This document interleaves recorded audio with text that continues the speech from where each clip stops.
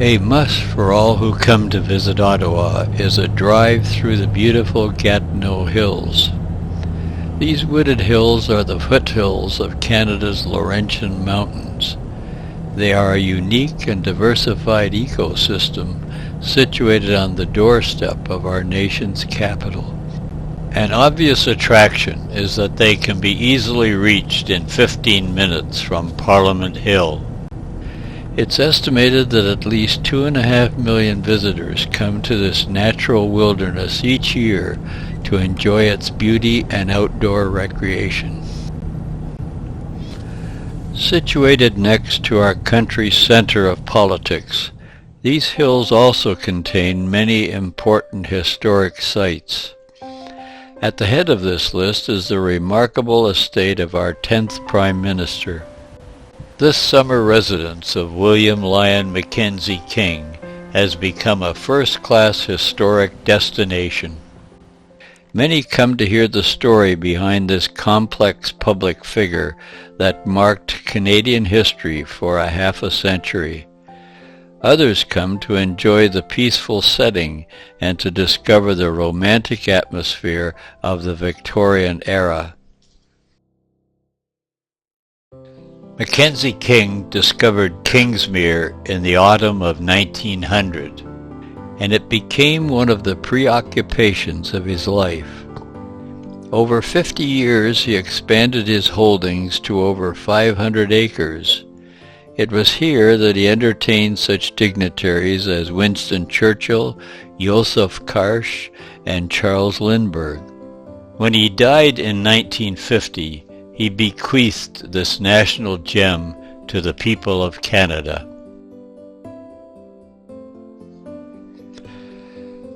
A tour of the building must include a visit to the tea room. Much of his summer home has been kept exactly the way it was. There's a strong feeling in every room that its famous occupant has just stepped out for a moment. King had a deep affection for Kingsmere. In his diary he wrote, "I came to Kingsmere on Monday night to my own cottage. It is lovely here, being again with the trees, the stars, the birds, the breezes, and the skies makes one's heart rejoice." His collection of photographs speaks of his deep attachment to his mother and to his beloved dogs. Through archival film, we are able to witness his historic farewell to public life. It may therefore be assumed that I am addressing my fellow Liberals collectively for the last time, not only in the position of leader of the Liberal Party, but equally in the position of Prime Minister of Canada.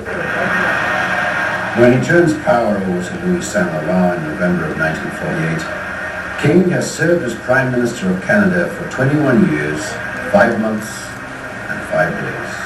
That's longer than any other leader in the history of the British Commonwealth.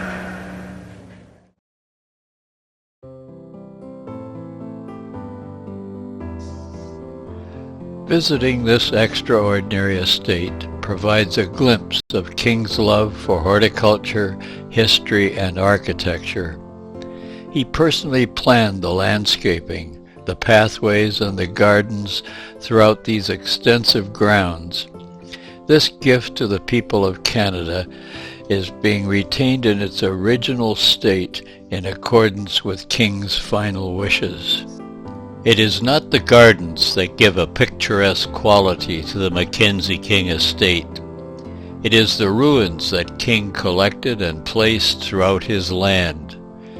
His collection of ruins first began with stonework from a demolished estate nearby. As his plans for the ruins developed and grew, he was able to obtain parts of the old Parliament buildings in Ottawa.